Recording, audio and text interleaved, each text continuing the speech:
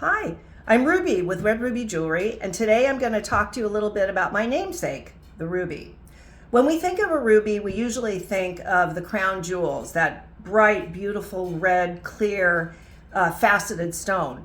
But there are many kinds of rubies, and rubies are one of the 4 most valuable gemstones in the world: diamonds, rubies, sapphires, and emeralds. Those are the big 4. And the only gem that's harder than a ruby is a diamond. They're beautiful, they represent elegance and energy and vitality, but there are a lot of different kind of looks to a ruby. There are different qualities of ruby. Can be treated differently. Rubies were originally found in the Myanmar area of Burma, but now they're mined all over the world: US, Australia, Vietnam, Thailand, just India, many areas. But you'll find that rubies are an affordable way to look beautiful and elegant if you get the right kind of ruby in terms of a price point that you can afford. Let me show you some of the rubies that I happen to have on hand today.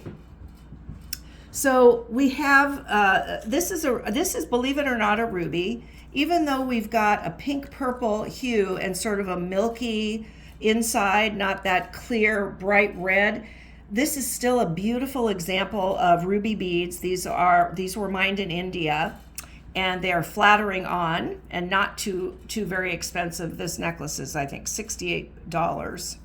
Has sterling silver findings. Over here is an example of ruby with garnet. And you can see the ruby is down here. It's that pink purple hue, sort of a blue undertone. And the garnet has more of that a brown hue inside of it. But together, and with this marcasite sterling silver, it is a beautiful look for a pendant. So that's another example. Here is another example, but this is earrings with both rubies, a ruby on the top and garnet on the bottom, set in sterling silver. Both of these pieces are Balinese. So let's talk a little bit about one other kind of aspect of rubies. We have something called ruby ziacite, which is a combination of a mineral called green ziacite, which is a metamorphic mineral that has been changed over the millions of years by heat and pressure. So that's green ziacite. It's fairly hard to find, fairly rare, although it's findable. And then we have the ruby, of course, which is from the mineral red corundum. I don't know that I mentioned that, but that's where that comes from.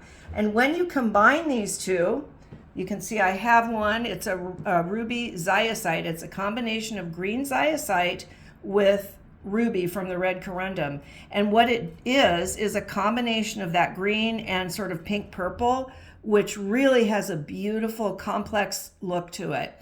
If you were to combine this is just a string of beads, but if we were to combine the ruby ziacite with the ruby, you would pull out the pink or purple in the ruby ziacite.